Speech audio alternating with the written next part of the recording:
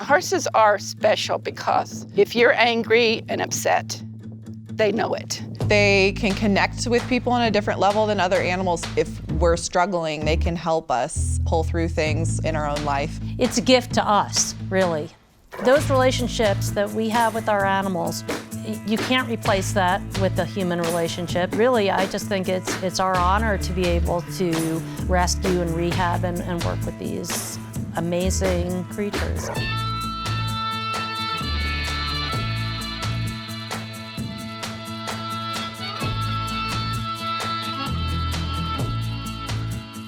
You have horses in New Mexico that live at the highest level of affluence, and you have horses that live on the brink of starvation. My mom realized that more than riding, what she cared about was trying to rescue. But the plight of unwanted horses was a lesser known entity. She was one of the first in the state of New Mexico that really started paying attention to that and decided she wanted to set up a rescue. So my mom started to look for property. She wanted something where horses could really recover and find peace. When my mom passed away in 2004, we had under 20 horses. Today, we run with a maximum of 80. We take horses from all walks of life in need. Feral, abused, neglected, horses that have just been tossed out. We're a horse's second, third, fourth chance, last chance. I mean, we give them the opportunity to have a life after whatever they've already been through. And whether they spend their last days here with us or get adopted as a companion horse, we always try to give them a chance. Adopting from a horse shelter, you're saving a horse. And when people adopt horses, especially riding horses, there's a long sequence of events that we go through to make sure that the rider is right for that horse. In their world, we're still viewed as predators and they are prey. So to cross that barrier, it's kind of special because they learn to be one with us. It's a partnership. It's not they're my work animal, this is my partner.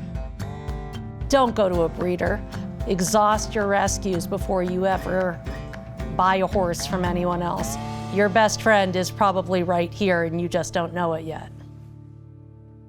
I started at the shelter almost 10 years ago. I come out here every week to 2 weeks, depending on what's going on. When horses come into the shelter, they first go into a quarantine pen and they're evaluated based on any history we have and have the general exam and their routine vaccinations, deworming, as well as general health checks, which includes dental.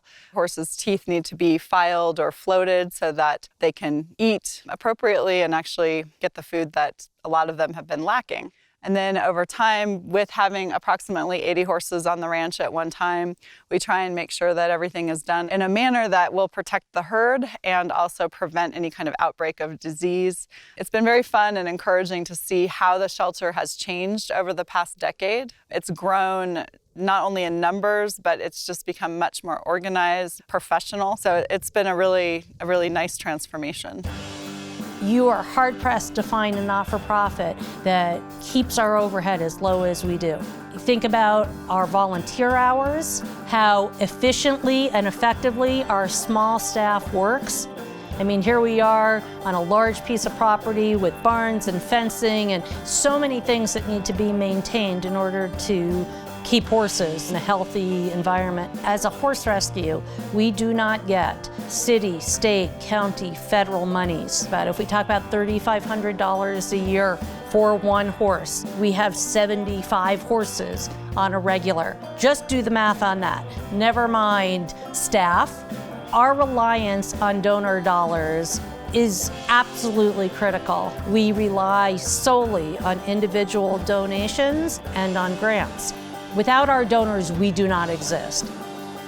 I would love to see enough resources that we could have a larger staff of trainers, a trustworthy water source that we could rely on 100%. It's an issue in New Mexico, it's an issue on this property. If we had unlimited access to water, we would be less limited in what we can do. An indoor arena where we would be able to work on our rehab and training year-round. If the trainers have to stop working with horses for a period of time due to weather, there'll be setbacks. I would like to see the road better maintained to get out here. Jesus, it was like a bad washboard today. I would love to see a more aggressive adoption program. I believe that there is a home for every unwanted animal, but I'm not sure that we always are able to best access them. The more horses we can move out into adopted homes, the more we can take in. It wouldn't matter if we increased our capacity to 10,000 horses. There are always going to be horses out there that are going to need help. Is it Margaret Mead, the quote that says, "The purpose of life is to stand up for something that outlives you"? And I think that all of us who are involved with this organization know that we've created that here.